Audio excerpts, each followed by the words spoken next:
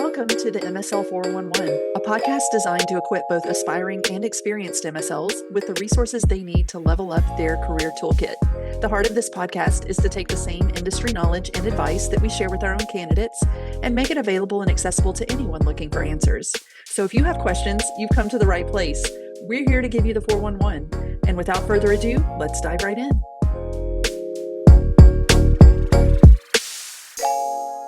Hi, everyone, and welcome back to MSL 411. I'm your host, Linda Eskew, and as always, we're here to talk about the real people, real ideas, and experiences that make up the world of medical affairs, and of course, the MSL role in particular. And today, we're diving into a very exciting topic, one that gets a lot of buzz, and that's storytelling. We all know that MSLs need to be scientific experts, but what really sets apart the great ones is their ability to take the science and turn it into something memorable and something that sticks. So today's episode is all about exploring the art and the science of storytelling in the MSL role and why narrative and analogy are such powerful tools for scientific communication, and how even humor and a little authenticity can bridge the gap between data and understanding, and how MSLs can move beyond just being box checkers to becoming trusted and relatable scientific partners. And joining me today to talk about all that is a guest I'm really excited about, Dr. Josh Wageman. Hi, Josh. Hey. For those of you listening who don't know him yet, Josh is a clinical lipid specialist with multiple doctoral degrees who formerly practiced in endocrinology before becoming an MSL. His PhD work was focused on cholesterol disturbances and Alzheimer's disease. And although he has a doctorate in physical therapy, he's probably best known for his role in teaching lipid physiology. Currently, he is working as an MSL and an adjunct professor at several medical programs, and his goal is to help you, whoever you are, not have heart attacks, strokes, and dementia by explaining complicated biochemical concepts in a very relatable way. Josh is also active in youth ministries at his church in Boise, Idaho, where he lives with his family. And he also enjoys CrossFit, coaching cross country, basketball, ultimate frisbee, and in his own words, all sports that don't involve skates, which I get that. And Josh, I am so excited about diving into the topic of storytelling with you today, but I want to just get started by letting our listeners know a little bit about you as a person, maybe a few little fun facts. So we talked about you've done a little bit of everything from college athlete to physical therapist, of course, your PhD work, lipid specialist, researcher, author, but is there maybe one thing that somebody would not know about you or never guess about you? Yeah, and thank you so much for those kind words. I basically have very few useful skills except going to school, taking tests, and then talking about all those things that I have learned on my various adventures. And so you are far too kind with all those words. And I don't know if I am one of the, quote, great ones, as you said, as far as MSLs go, but I think I am memorable, and most people don't forget me when they see me. And if anything, it's the shoes that I'm wearing at the conference, because I'm the guy in the suit and the running shoes, because I always want to make sure that just in case I'm ready to run fast if the time calls for it. So as far as things that might be surprising to people, I've been known to rap about lipids a lot of times when we go to our various cardiology conferences and our national meetings. I will rap about lipids, and my buddy and I actually made a rap CD back in 2005. We called ourselves OTP, Overcome the Persecution, and I think our album sold like 23 copies worldwide. We weren't afraid to tackle the real tough issues, like using rock, paper, scissors as an alternative to gang violence to solve interpersonal conflicts, real granular stuff. So anyway, so that happened, but actually that's probably not as surprising to people once they get to know me, because I'm fairly ridiculous at times. Well, something else that's kind of a secret, just because this is all about transparency and building rapport and authenticity, is I have a really small, weird shaped head, actually. And so that's why I have to have this kind of crazy hair here, because if you cut it too short, you're like, ooh, that's not great. And right before I proposed to my wife, actually, I got a haircut and they almost buzzed me, and it was out there for everybody to see. And so it was a real test of unconditional love, because when I proposed, that was not one of my finer aesthetic moments. But hey, I highly recommend marrying your best friend, and my wife is certainly my best friend. And I am pretty much a disaster in many areas of life that would be considered normal, but she is fantastic and takes good care of me. So here we are.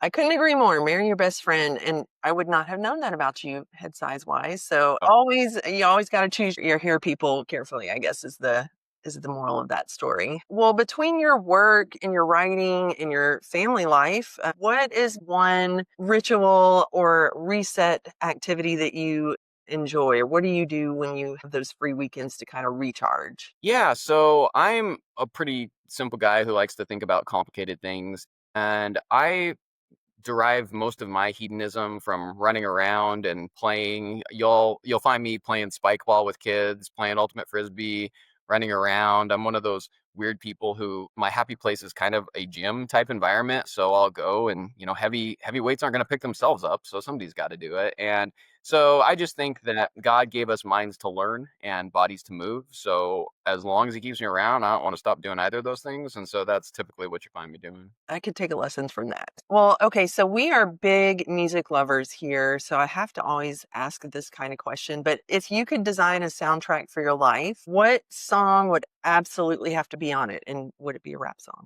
I actually don't really like rap music very much, which is why it's kind of funny. And that's how it all started actually. My my rap career is they wanted you to do certain alternative modes of demonstrating that you've learned the material in honors English class in high school. And they wanted us to like draw a picture, and I'm the worst artist in history, and I don't even like it. So I'm like, hey, can I just do like a song or something?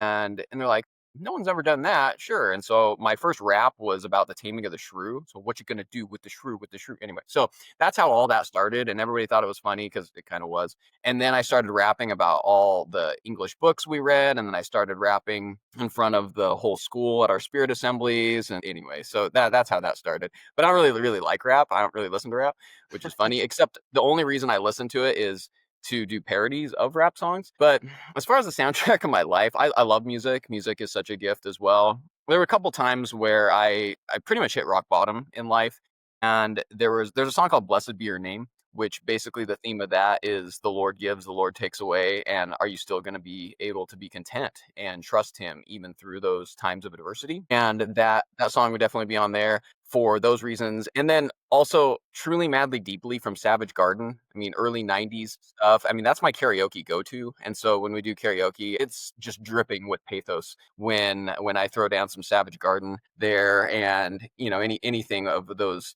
boy bands like I Want It That Way is probably there too, just because it's great karaoke fodder. And if that's what the people want, then, it makes for a good one. Nice. Well, that lets us know a lot about your personality as well, which is why I love music and I love talking music. We're huge music fans over on our team at Symbio, and I don't think anybody is a bigger music nut than our boss. So can't stump her. She could probably give you a run for your money on karaoke as well, but we always love asking the musical question because it does say so much about personality and, kind of what drives you a little bit. So I loved your answers. Well, I want to get into a little bit of your professional background as well, of course, but walk us through your journey into medical affairs. So, what drew you in? What attracted you to the MSL role? And maybe even that transition and what that looked like for you coming from practicing in endocrinology to a medical affairs role. Yeah, so I have been very blessed to have so many different adventures along the way. And if there's anybody out there that has an identical background to me, I would like to meet that person because it's definitely been a trip. And so, like I said, my first doctorate was in physical therapy, and I got super sick actually during that time. And that's when I fell in love with biochemistry and endocrinology because I had some really bizarre things going on. Nobody could really figure it out. So I was like, I want to try to figure it out. And then it's pretty cool stuff and pretty elegant. So the quickest means to my end, I figured, to help eradicate metabolic derangements from the world, or so I thought, was to go to PA school. So I attended the Yale School of Medicine for PA school, and that was super awesome. Met a lot of great friends along the way, learned a bunch of stuff, really cool. And then I became a clinical lipid specialist along the way, and I was seeing people in endocrinology, but also seeing a lot of the lipid cases in the area as well. And I didn't even know what an MSL was, and a lot of people still don't. And so I end up talking to all the different pharmaceutical reps because I want to be on the cutting edge of cardiometabolic medicine because I care so deeply about my patients. And anything that I can learn to help my people, that I want to be on the cutting edge of it. And so why wouldn't I want to talk to all these people from industry? And I think that there's a lot of misconceptions out there with healthcare professionals that, oh, pharma is evil and all this. And but really, I mean, they make some good tools that can help the people I care about. And so I think we have to always keep that in mind. And so I would talk to all these sales reps and they would be like, wow, this guy's crazy. You should meet our MSL. I'm like, what does that mean? And so I ended up learning what an MSL was when I was in practice. And so I would be happy to talk to any MSL for any company. And even though I didn't have any people with von Geerk disease, I would want to know what was out there for people with various glycogen storage diseases and some of these other rare diseases, just because I'm kind of a zebra hunter and I think about weird stuff. And so I want to just be abreast of things that can help people live better lives. And so anyway, so I met a lot of MSLs during that time and kind of found out a little bit more about what that role entailed. And I always thought it was pretty cool. And one of the MSLs was actually a medical director at our company now. We became good friends. And every time he would come into town, we would go to dinner and then they'd have to kick us out of the restaurant because you got two lipid geeks in one room and the fireworks are going for hours and all the flies on the wall are dying of boredom, And so anyways, so we would do that. And one day he basically sent me a text and he's like, hey, I got promoted to medical director. So there's an MSL opening. I think you'd be good at it. All right, cheers. And that was it. And I was like, oh, And so anyway, I thought about that and that was interesting. And one thing led to another and I ended up getting this position and it was exactly what I needed. And God knew better than I did at the time that that was what was necessary to set a reset button for me, because there were some really crazy logistical things that had made my clinical practice not the most pleasant experience for me. I love patients, and that's what was surprising about it too, is because I love patient care so much, and to not be in the clinical game was something that I had not anticipated, and yet it was what I really needed for work-life balance, particularly at that time as well. And so many amazing things have come out of that very unanticipated situation. I think obviously you have a gift for communication and you have exceptional social skills, which most MSLs do. I always like to say that their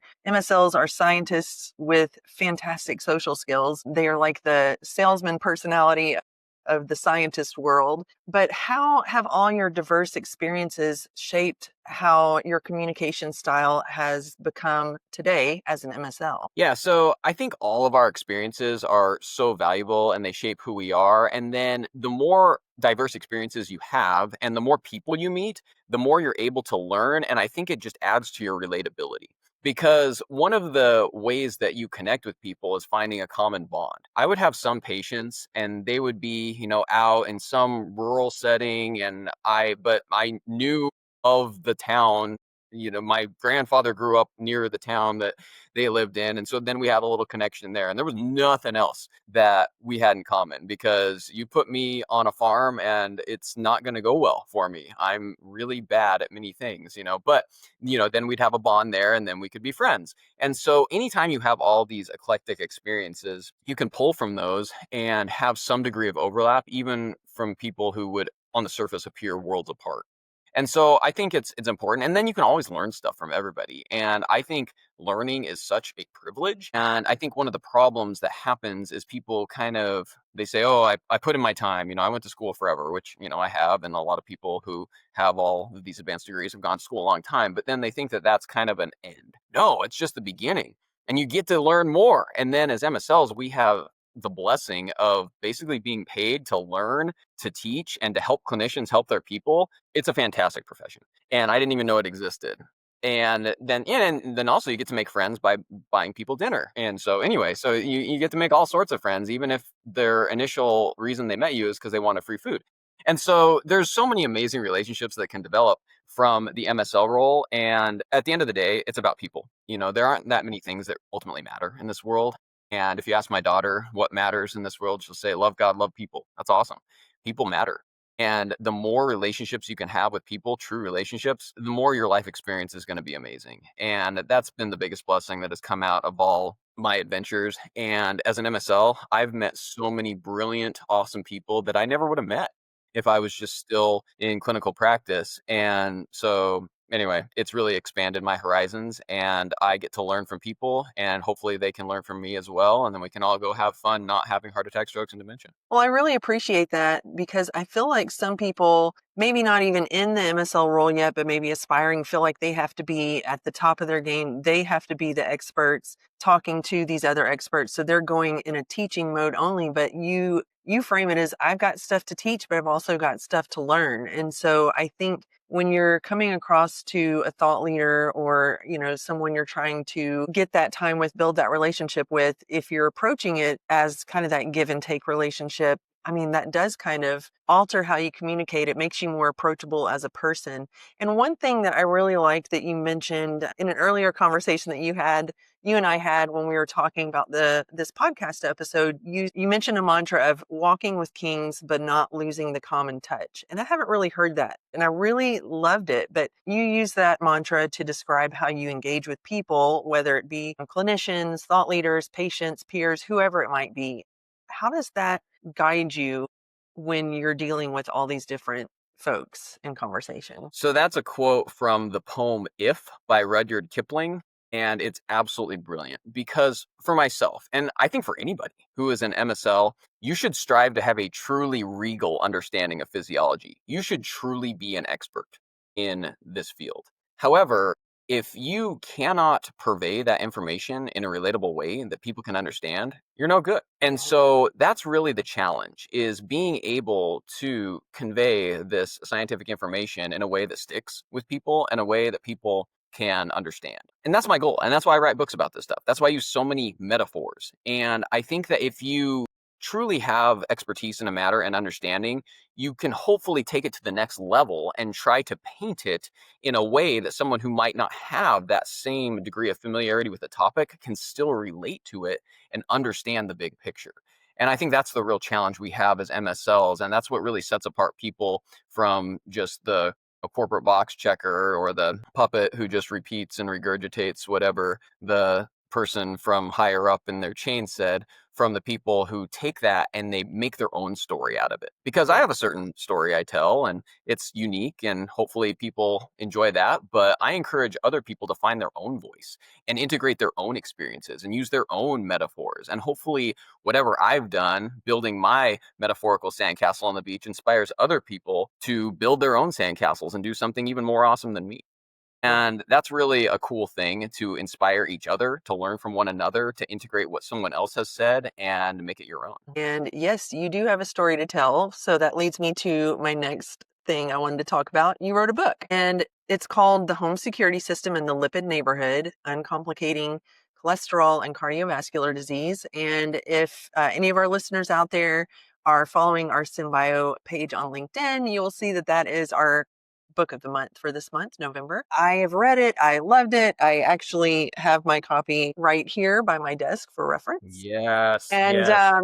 I know I told you before, but my listeners don't know. I bought the book on Amazon and then got too impatient for 2-day delivery and downloaded the audiobook as well. So I kind of read/listened to the book and loved it. And it's very unique in the storytelling element and how you talk about a scientific topic and something that most people might think complex or over their head. And you really do bring it down to layman's terms and use analogy and storytelling to make it easy to understand, even if you're somebody who isn't with a science background or doesn't really love that kind of stuff. It's very easy to understand. But what inspired you to write the book, and how did you, I guess, decide to make it not just scientific and full of facts and data, but also funny and entertaining? So I enjoy reading textbooks, but I'm weird. And most people actually want a story. And when you look back, you're like, oh, what are your favorite books? Nobody says, well, Leninger's biochemistry really resonated deeply with me. I mean, I love that. But, people are like, no, oh man, I remember when I read Crime and Punishment. That was super cool. Or Brave New World, or the Screw Tape Letters, or whatever. It's a story. Chronicles of Narnia. These are the things that people actually remember, and you can look back fondly on those things. Uh-huh. Most people don't look back fondly on their organic chemistry textbook or their biochemistry textbook, and most people promptly resell them after they're done with a class. Although my bookshelf is full of them because those are some of my best friends. And so, anyway, that's what really kind of got me thinking about writing a book to hopefully bring clarity and hilarity to a historically contentious and confusing topic. And Mhm. ultimately, too, my desire stems from legitimately wanting people to have a good understanding of this, whether you're a clinician, whether you're a patient, whether you're some random person I just met at an airport. I have these types of conversations with everybody because I really like people. And, it's hard out there because all you get taught as even in a good didactic program half the time about lipids is LDL bad, HDL good, everybody take a statin. And that's why we need Zofran, because that's nauseating rhetoric for those of us who have invested ourselves in this topic. And there's a little more to the story. And so I have had several people, actually many people along the way say, dude, you got to write a book sometime, because I've been using a lot of these metaphors that I say throughout the book. And they're like, this would make a good book. And eventually I just said, okay, yeah, I should write a book. And so I did. And we're having some fun with it. And, like you said, it's a home security system, the lipid metaphor. And the basic framework is for everybody who doesn't want to have heart attack, strokes, and dementia. I want you to have a great home security system. I want you to live in a safe lipid neighborhood. Your home security system has 4 basic pillars: normal blood glucose, normal blood pressure, keep inflammation low, and don't smoke or do drugs, because those are bad. No matter what your lipid neighborhood looks like, well, those are axioms across the lifespan. Nobody ever said, boy, my New Year's resolution was be more insulin resistant. No, it wasn't. Or, today is Wednesday. Maybe I'll start doing drugs. No, don't, And so these are axioms. So those are consistent things. There are very few things that are either good or bad or right or wrong in biology. It's very rarely binary. But there are a few things that, yes, we do not want to be doing drugs today. So those are the consistent things. Those are the 4 pillars of the home security system. But your lipid neighborhood, well, that requires some context, because every ApoB containing lipoprotein, the vast majority of these being LDL particles, is potentially a criminal that could infiltrate your arterial abode. And the Lp(a) particles, if you pick the wrong parents with that genetic lipoprotein, those are the felons. And so we can look at your cholesterol panel, and it can look like you're living in a rough lipid neighborhood on paper, but people don't live on paper.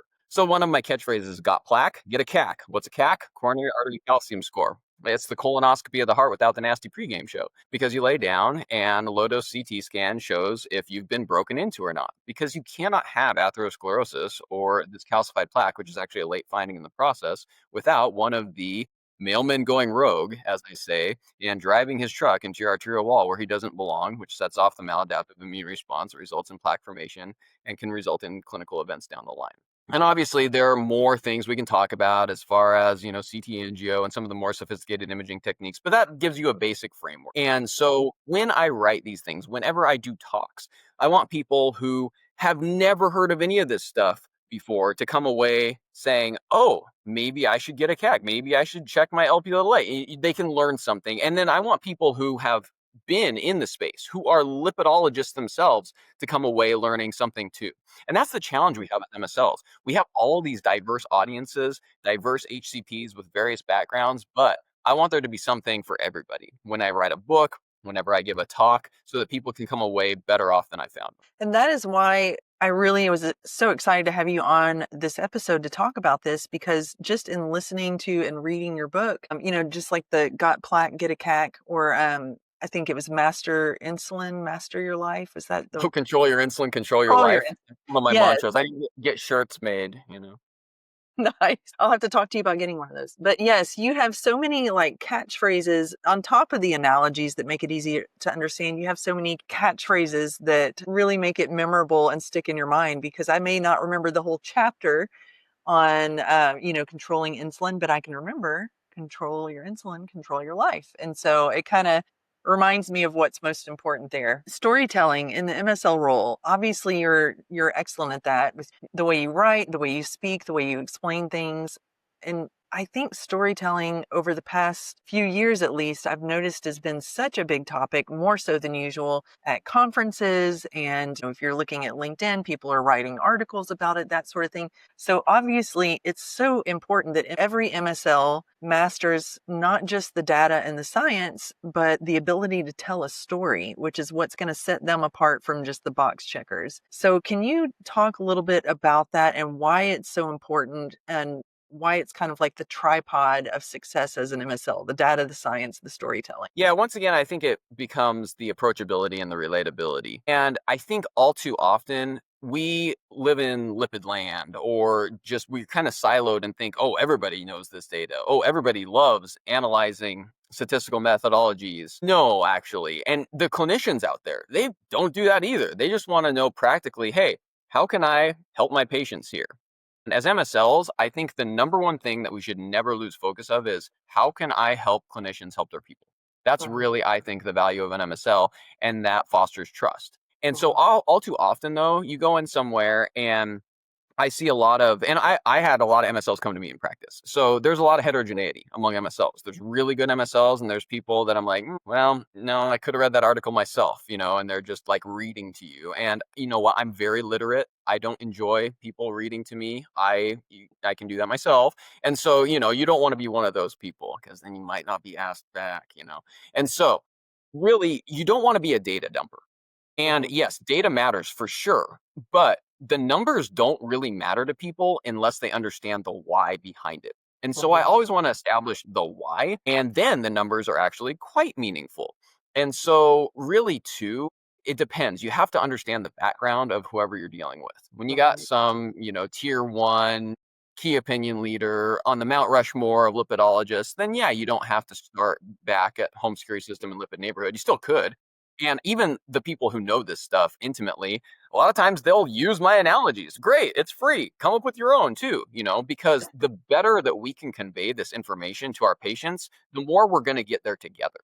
Mhm, Because whenever you're a clinician and your goal for that person is to not have heart attacks, strokes, and dementia, and their goal for themselves is to not have heart attacks, strokes, and dementia, but you are kind of at odds as far as how you think you're going to get there and your understanding of it, if you can use metaphors and you can use things that they can relate to help them better understand what you, as a clinician who has expertise in the matter, wants for them, then you're going to mhm, arrive there together. Because saying do this because I'm a doctor is never a good reason for anything. Really, if you can explain things in a way that the person can relate to, you're going to get there together. Your buy-in's going to be higher, adherence is going to be better, and then you can be friends, rather than just some sort of autocrat, and that person's probably going to go find another doctor anyway. And so I mhm. think that's really the key with things is the data always matters, and we love data. And as MSLs, I really enjoy having these conversations where we can pick apart all these various data points, because we're nerds. But let's make sure that we don't lose that common touch. Yes, walk with King, and I encourage people to be at the top of their craft. And if anyone wants to have expertise in lipids, I will spend as much time as it takes to get you to that level. I love this so much. And I love people actually striving to get out of the quagmire of mediocrity and truly be transcendent at their craft. However, let's make sure that we don't lose that common touch too when we're out there in the real world, because MSL land is not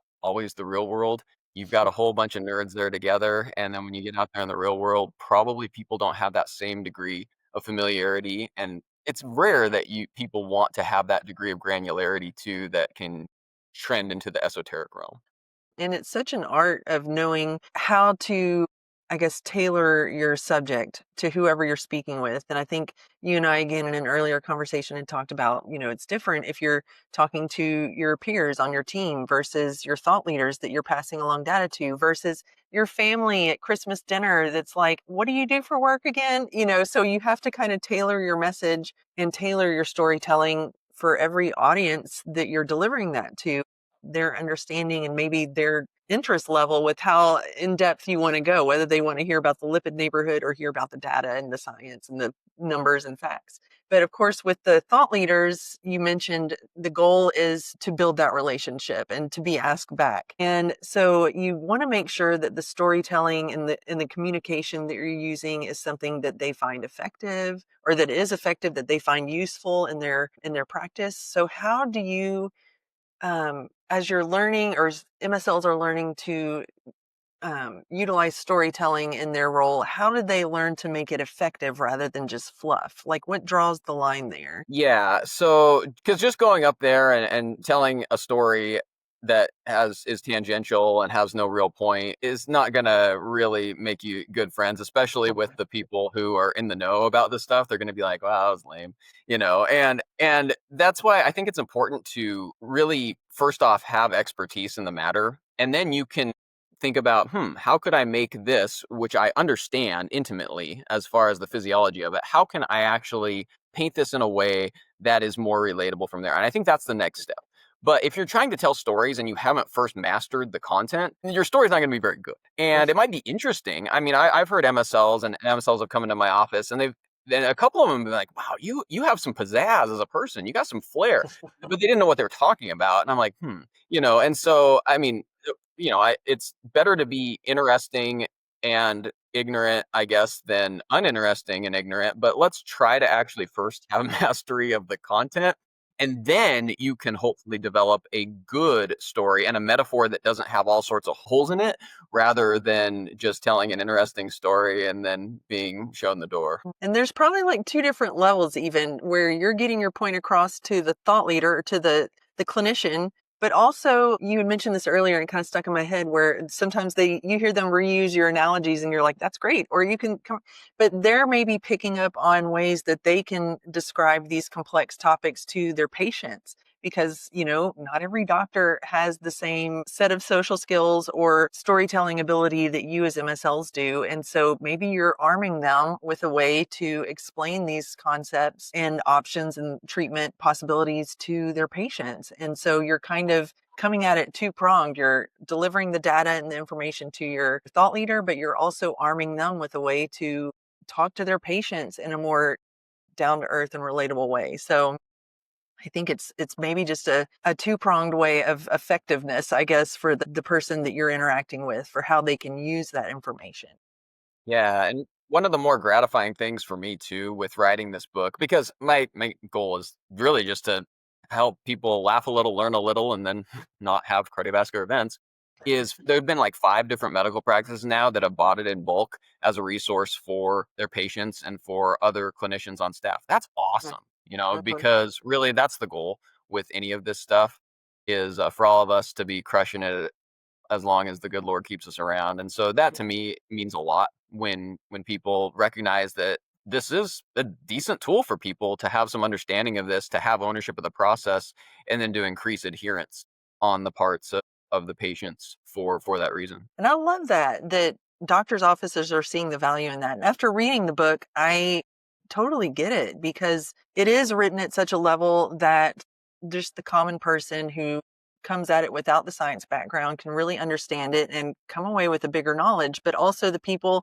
that kind of get the science can come away and still have a bigger knowledge. And it just is kind of it hits all the marks for ways for it to communicate to every level. And so I think that's fantastic they do. More offices should do that and make that available to their patients.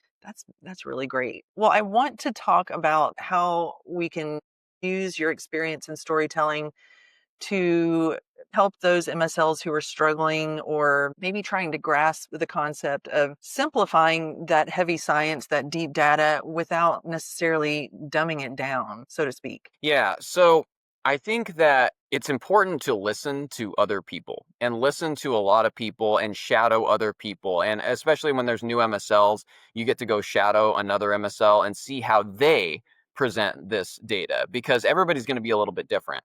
And you can pull from what somebody else did, and you can think about what they said and think, maybe I could have done that a little differently. Maybe I could have used my own personal experiences that would have more deeply resonated with this particular demographic. And I think that telling a story is something that is a little bit more intuitive for certain people rather than others. But I also think that telling a story is easier when you read a lot of stories yourself.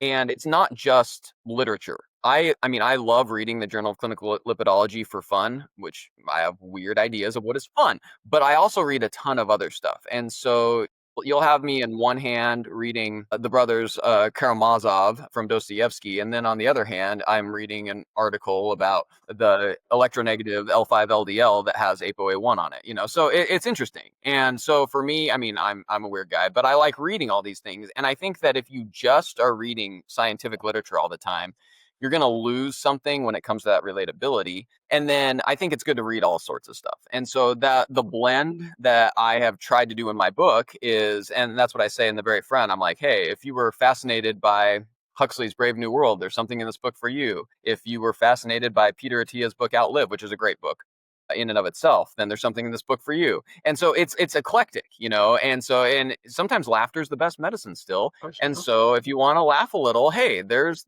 funny vignettes from my ridiculous life all interspersed throughout. And so that's what you try to do. You try to make it an experience, because life is an experience. Life is not just about learning. We all have these periods in life where we're in school. Well, yeah, but if you have the best school experience, you weren't just learning stuff all the time. You were out there with friends. I had the privilege of playing intercollegiate athletics. Those were the best times of my life. And then I was also learning stuff. And then you're laughing, you're learning, you're loving. You have the whole life experience in one.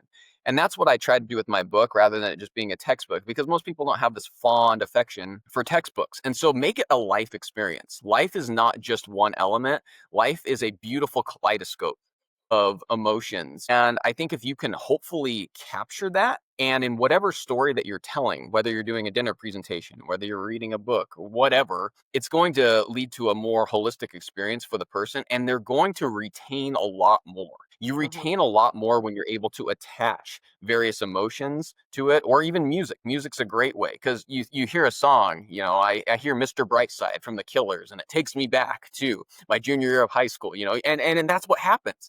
And that's what you want to do with whatever you're trying to convey from a scientific standpoint. If you can have all sorts of relatable ways that can connect for people, you got something, and they're probably going to come away way better off than you found them.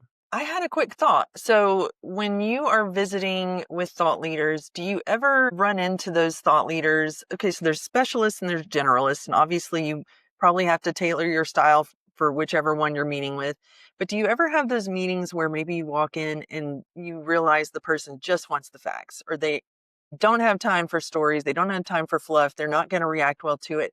How do you adapt your style when you're speaking, not just with specialists versus generalists, but also when you walk in and read the room and think, oh, this person's not going to be interested in hearing catchphrases and analogies, they just want Yeah. straight data? Yeah. When you walk in and it's a robot. Just kidding. No, you have to read the room, and that's just one of those soft skill type things that is kind of an intangible quality that I think makes a good MSL, but it just makes you a good friend. You walk in and you can tell somebody is a little distraught. You're probably not going to be like, oh, hey, look at this, look at this. I just found this on TikTok. And so you need to actually have that human element, and not be so in your own mind about, okay, let's see, what was it, a 25% relative risk reduction? No. Read the room first, because it's about building the relationship. I've had actually meetings with HCPs that I didn't talk about science at all. The guy just lost his father. He goes in, and the dude, his dad had passed away the night before. All we just prayed together. And that's all that happened. And that's what was necessary. And so, and the same as a clinician, there are certain times where, I get somebody's lab work back and it's an abject disaster on all the fronts. And I'm thinking about all the various ways that I'm going to make sure this person doesn't die. But that person was going through a terrible tragedy in their own right. No, we just took care of them on that level. That was the most important thing at that time. And so you have to just read the situation. And that's just being, I think, a good friend and somebody who cares about the person first. And yes, as MSLs, we love our data and we want to help clinicians help their people. But it's that clinician that's a person first. That's a person in front of you. That is a special, special gift, first and foremost. And you got to meet them where they're at. Yeah, it goes beyond metrics. Sometimes it is the relationship aspect. You walk in, you get a sense for where they're at in their day or their week, or if they have a situation that you just learned about or you knew was going on behind the scenes, sometimes it just goes beyond metrics and it just goes to the relationship side of things and being a good person, being a good friend. And I think that's such a skill of being able to walk in and read the room, because I think a lot of people have their message kind of worked out in their head before they walk in, and they skip that reading the room aspect and they go straight into their delivery. But being able to kind of on the fly see what's going on and adjust your approach, adjust your storytelling. Do I need to turn on the charm and add a lot of fun stuff, or do I need to like really make it concise because they're short on time or they're stressed, or do I need to even talk about science at all because they just lost their dad and they need somebody to just tell them everything's okay and maybe just talk to them or listen to them. And so I think that's such an important skill, just as an aside from the storytelling, just knowing when to use the storytelling. So I think that's really important as well. So you obviously you blend a lot of analogy and humor and just really relatable language in your work and your writing, and I'm sure as an MSL as well. How do you find the right balance between accuracy and accessibility when you're kind of weighing that out? Yeah, whenever I'm using all the metaphors I come up with, I make sure that it's accurate. And if I have a metaphor that I think could help the person remember something, but it might not quite be as accurate as some of my other ones, I will cloak that in caveats. So Mhm. for instance, and this is a super lipid geek nerd topic. So ApoA1 is the primary lipoprotein on HDL particles. And I call HDL particles kind of like the police force. They do a lot of good things, but looking at a static measure of HDL cholesterol on paper gives you no idea of if it's a good cop, it's a bad cop, if it's doing what it's supposed to. You don't know. But anyway, so ApoA1 is the main constituent structural lipoprotein on HDL particles. But in certain situations, there can actually be ApoA1 on LDL particles, and those are L5 electronegative LDL particles, and those can be actually particle for particle much more atherogenic or likely to cause mischief than your run-of-the-mill LDL particle. Now, it has ApoA1 on it. That's weird. And so basically I can say, hey, perhaps it hijacked the police officer's name badge and is masquerading as a cop when in reality he's a criminal. Now, is that actually why that 5 electronegative LDL particle has ApoA1 on it? Not quite. So anyway, so I'll say, hey, this might not be quite accurate, but just know, and this is really for like people who want to pass their lipid boards, right? Sort of thing. And so this does happen every now and then, but it's not very common. So, those things don't even come up in regular conversations with, normal people, but I have, like 6 friends on the planet who we've had this discussion. So that's the sort of thing. And so most of the metaphors work as far as when I talk about these ApoB containing lipoproteins, the VLDL, IDL, LDL particles as mailmen. Well, that makes sense because their primary job is to deliver triglycerides, a few phospholipids, a few fat soluble vitamins, and then go home at the end of the day. Well, most mailmen aren't bad dudes, right? As long as they're doing their job and they go home to deliver at the end of the day. But if that mailman runs a trucking arterial wall, that's a bad mailman, and we need to probably address the corrupt workforce. So those sort of situations, then yeah, that makes sense to people because it's based on the purpose of these things, the normal purpose, and then we talk about what could go wrong. When it gets into some of these real niche things, then you sometimes have to be like, hey, this probably help you remember, but it might not quite be as accurate as some of the other metaphors that you can pretty much take to the bank and use all the time. Well, we have a lot of listeners who are aspiring to be MSLs, who are, interviewing for these roles or maybe just learning about the role. And so they stumble upon our podcast and love to hear what you guys who have been in the MSL role for a while have to say about these topics. And so I want to kind of dig into maybe recapping a few things we've talked about, but more how it applies to these folks that are aspiring to be MSLs. So in building trust and authenticity and just not being that box checker, what advice would you give to MSLs or aspiring MSLs, should I say, on how they can learn to use storytelling to build that trust and authenticity and not just to deliver information? I think to build authenticity, you have to just care. No one can Mhm. teach you how to care. I can teach anybody lipids. I can teach you all the physiology, but I can't teach you how to care. And so, first off, if whatever you're doing stems from the right motivation, as far as, wow, I want to utilize whatever I've been given, my God given faculties to, if you're an MSL, help clinicians help their people. If you're a clinician, to help your patients. whoever you are, if you're just a friend or a husband or a wife, just to just be that person, that dependable, reliable person for the people you love, that's the most important thing to start from. That Mhm. said, if you are motivated by those things, I really think that you will strive to have true expertise in whatever your realm of focus is. For me, it's lipids and metabolism. And so if you find yourself, and other people it might be dermatology, well, whatever you're doing, do it with all your might. Do it to the best of your ability. Don't say, wow, this is an obligation. No, this is a privilege. And with Mhm. what you've been given, you can go use all the knowledge you've accrued to truly make an impact on people's lives. And I Mhm. think just everything falls into place if you do what you do for the right reasons. If whatever you're doing is just to ascend some corporate hierarchy, I have no respect for that. But Mhm. if you ascend the corporate hierarchy as an ancillary benefit to you doing the right thing, that's awesome. And so I think that that's what people have to keep in mind. And then as an MSL, I mean, if you live your life in a general state of preparedness, you're going to be ready for anything. If you're just cramming, it's like people who cram for the test and then flush it. Those people never learned anything. But if you constantly immerse yourself in this subject material because you care that much and you want to be a trusted resource and a trusted expert in it, then you're going to be able to pivot. You're going to be able to be agile. You know, if the situation calls for a different sort of presentation or a different data set, you're going to just know it. You're going to be ready rather than, uh-oh, this isn't what I crammed for. No, just be ready at all times. And it requires more on your part, but ultimately it makes it easier in the end because you can just show up and do your thing and you can bless people around you with it. And I feel like there's a lot of folks who maybe due to lack of that preparation of just being ready for whatever gets thrown your way, they turn into more of, and I keep going back to this term, box checkers. What, and you and I have talked about this before, but what do you see as the difference between being a box checker and a true scientific storyteller? Yeah.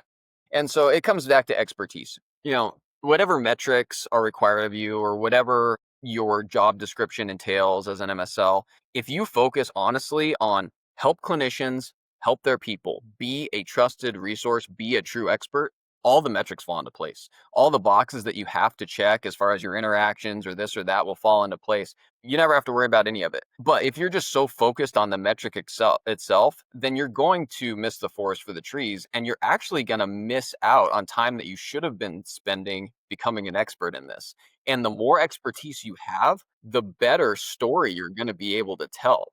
But if you truly don't have mastery of the data or mastery of the topic, I don't think you're going to be able to get to that next point where you can tell the story that you were meant to tell. What about advice that you might give to someone who is trying to figure out the ways to stay relatable while they're maintaining that scientific thoroughness? What's something that you do personally to stay relatable, or what is some advice that you would give to someone earlier in their career or looking to jump into the MSL role on staying relatable while still being very thoroughly scientific? Yeah, I'd say read a bunch of stuff, not just science. And so, because when you're just in a scientific silo, then you're probably going to lose a lot of relatability. It's like the people who are just in the lab all the time watching titrations drip out. You know, it's like, yeah, that person's probably not having a lot of good friends and a good social life there. No, have diverse experiences. Go out there. If you are reading an article and your brain is starting to freeze over and you're reading but you're not actually gleaning anything from it, well, that means don't just try to keep reading it. Go out and run around, do something, have balance in life because life is not just to be met reading scholarly articles. Mhm. Life is not even as stimulating as the home security system in the lipid neighborhood is. It's not meant to just be spent reading these books or listening to the audiobook that I did. You know, no, go out there and do something awesome. Go have some fun. Be with your with your kids. Go run around and just live the life to its fullest. And I think part of a full life is being able to learn some of these awesome things. But I'd say that don't just say, oh, I want to be an MSL, so this means I have to be an expert. So I'm just going to basically put the rest of my life on hold. No, honestly, you can have it all.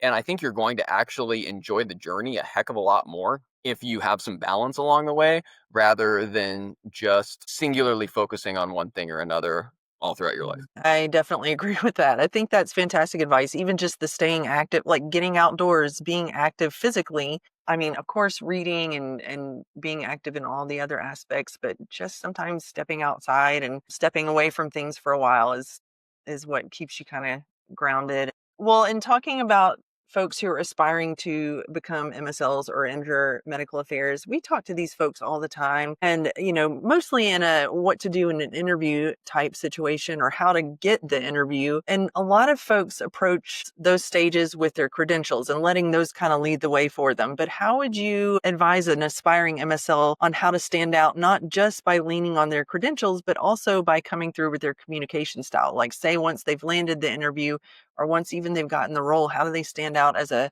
high performer on their team with their communication style? Yeah, the magic's in the person, not the Mhm. credential.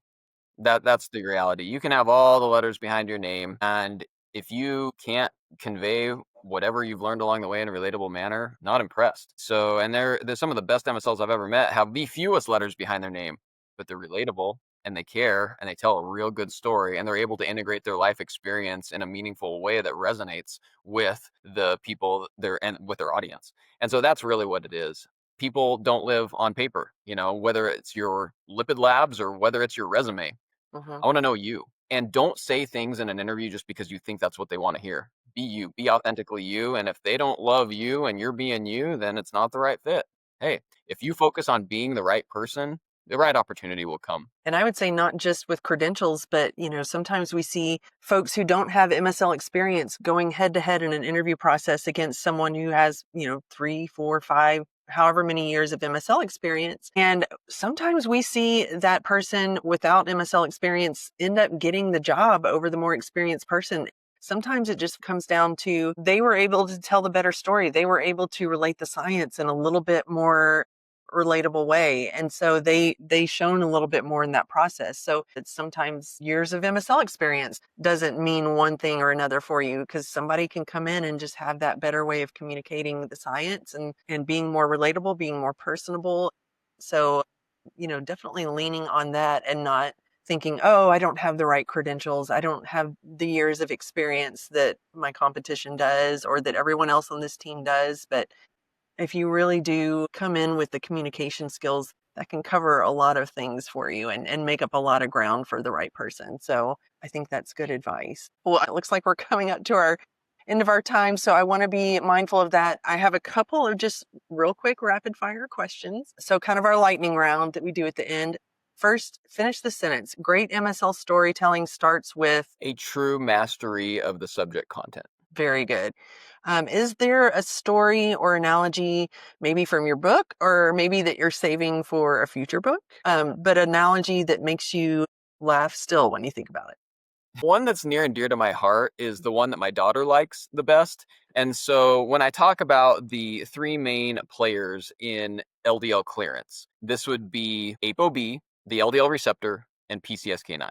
And so how I describe this is the LDL receptor is like one of those claw grabbers at the arcade that wins you the stuffed animal. And the stuffed animal is the Apo bear. It's a little bear with ApoB on it. And so what's supposed to happen is that LDL receptor, that claw grabber is supposed to go out, win you the Apo bear, pull it in, and then go back out to the cell surface hundreds of times so that all the people who want the Apo bear can win the Apo bear. Kids are happy. Next person get in line, and we're all good. Mhm. Unfortunately, when PCSK9 comes along, and PCSK9, there's pictures in my book, and there's a hammer. PCSK9 is a hammer, and it puts the claw grabber out of order. Well, if the claw grabber's out of order, what's going to happen?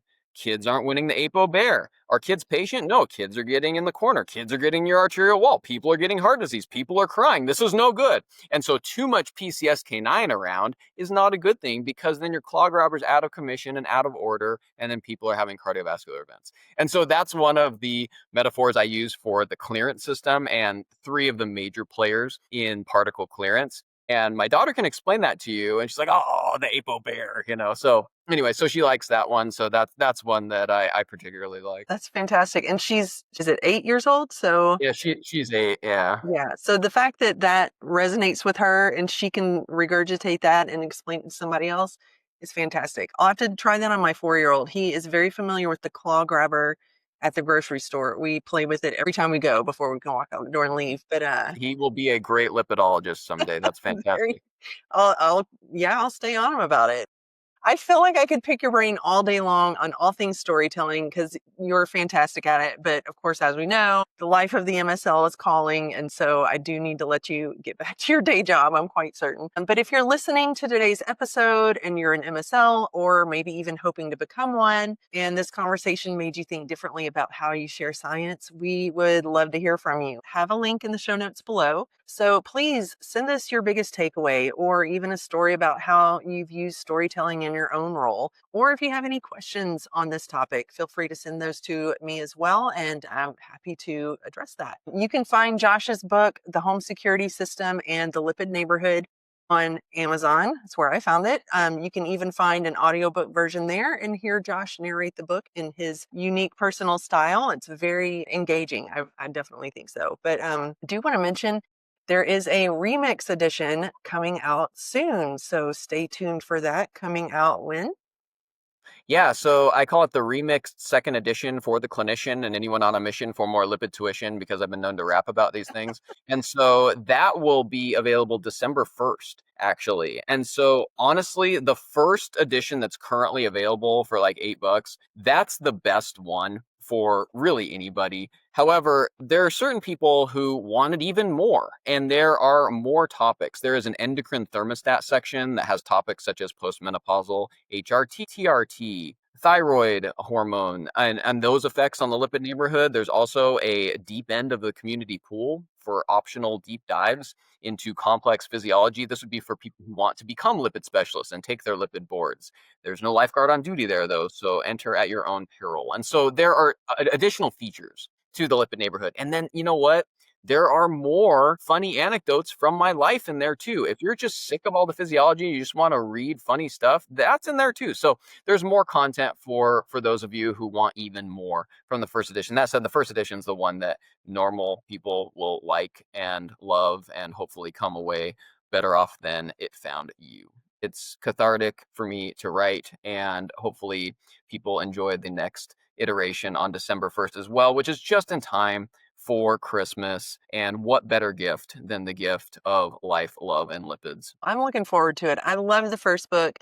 I can definitely vouch for the book. If you are on the fence or are just now learning about this book, order your copy. It is funny. You will laugh. You will understand things in a whole new way.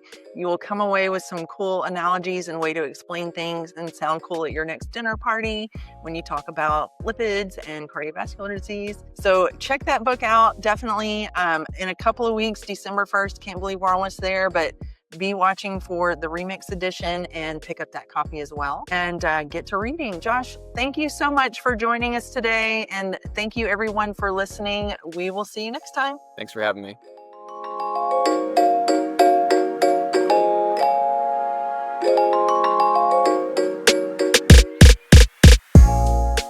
Thanks for tuning in. If you enjoyed today's episode, don't forget to share the link, let your friends know, and of course, connect with us on LinkedIn. And if you want more information on today's topic, please feel free to reach out. Be sure to check back soon as we continue to explore the topics that matter most to you in medical affairs.